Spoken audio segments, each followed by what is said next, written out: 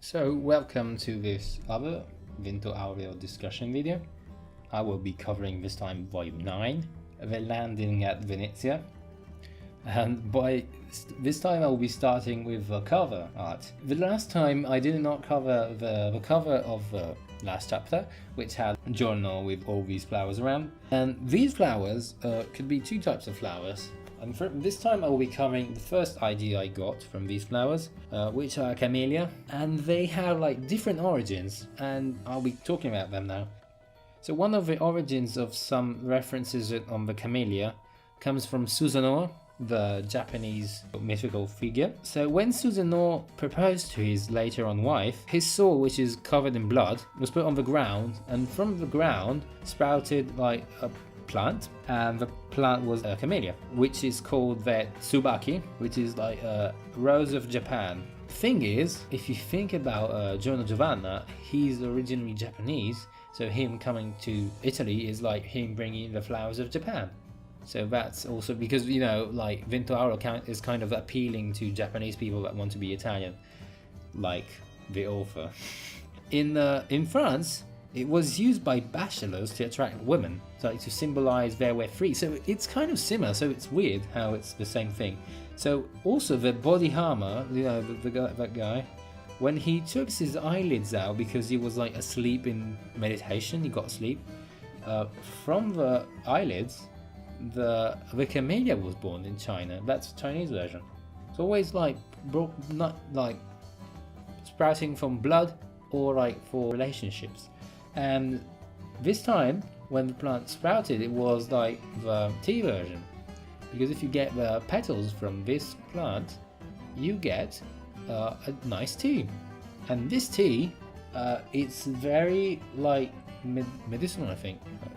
But the camellia is a symbol of like appreciation, regard, admiration, and perfect beauty as it falls off. Like, as it means the flower does not lose petals, just pops down.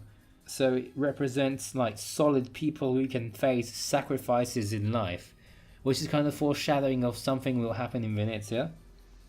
And so the red version of the camellia is like, it represents love and hope, and the pink version represents the hope of getting near the person you're giving them to. And there's a certain point there's like Ghiaccio, which is ice, just means ice, who's really upset about Venezia being called Venice. I use this thing as a metaphor to make people understand how violent are dub fans in Italy. This is the kind of obsession that we were talking about. So I'll just skip a big chunk of the fight because it does not have Italian stuff in it. So at the last points of the fight, there's Giorno that is holding Mista, and he's making like his big speech with this light behind him, and it's the deposition of Christ from Michelangelo, obviously.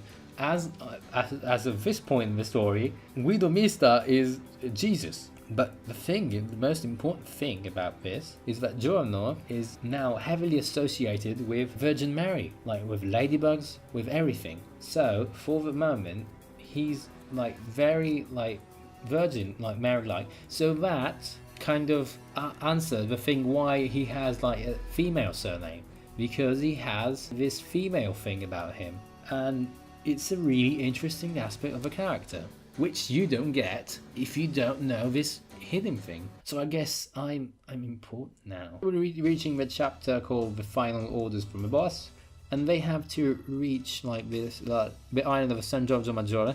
There's a little map of Venezia, and they have to reach San Giorgio Maggiore. There's a thing about Ponte della Libertà, which is the new name of another bridge, because a lot of bridges were built during the fascist period, and they originally had other names.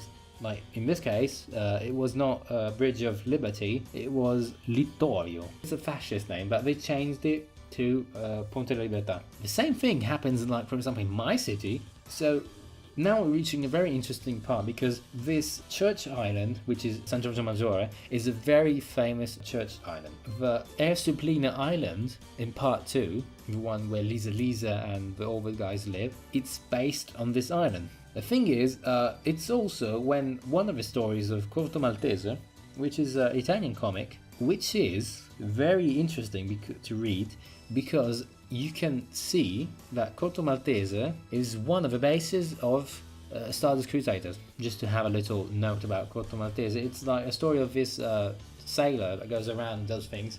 You can see in that work like the typical like Iraqi exposition about towns and places. The protagonist is basically Jotaro. It's weird. It's cool though. So if you want have a nice read, try look up Corto Maltese and you might find something new.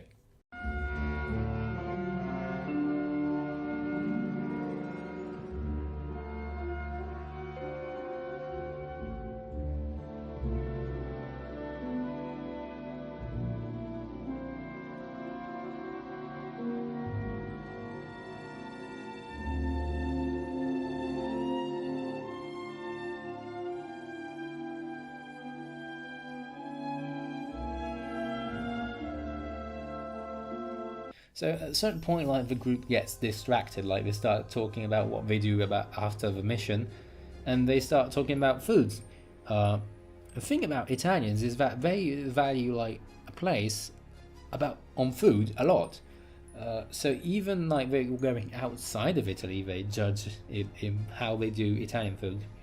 But in any case, about that Italian thing, these the ones that Guido Mista and like Bacchio and everyone is giving are very, very good tips on food in Venice. You should, if you go to Venice, try look these places up because these are really top tier ones.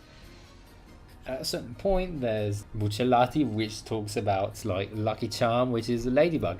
It kind of explains the thing I've been talking about for a while. So later on, when Buccellati is talking about his family thing, there's his father, which is important to his story. The thing is, as I already mentioned in my other video, is that Buccellati, the namesake of Bruno Buccellati, is this jewelry shop, which is made by two men with surname Buccellati, which was like a father and son working together. So that's like the connection there. Also, in this shop, there's like the Gallery of Milan, which is a very nice place near the Duomo.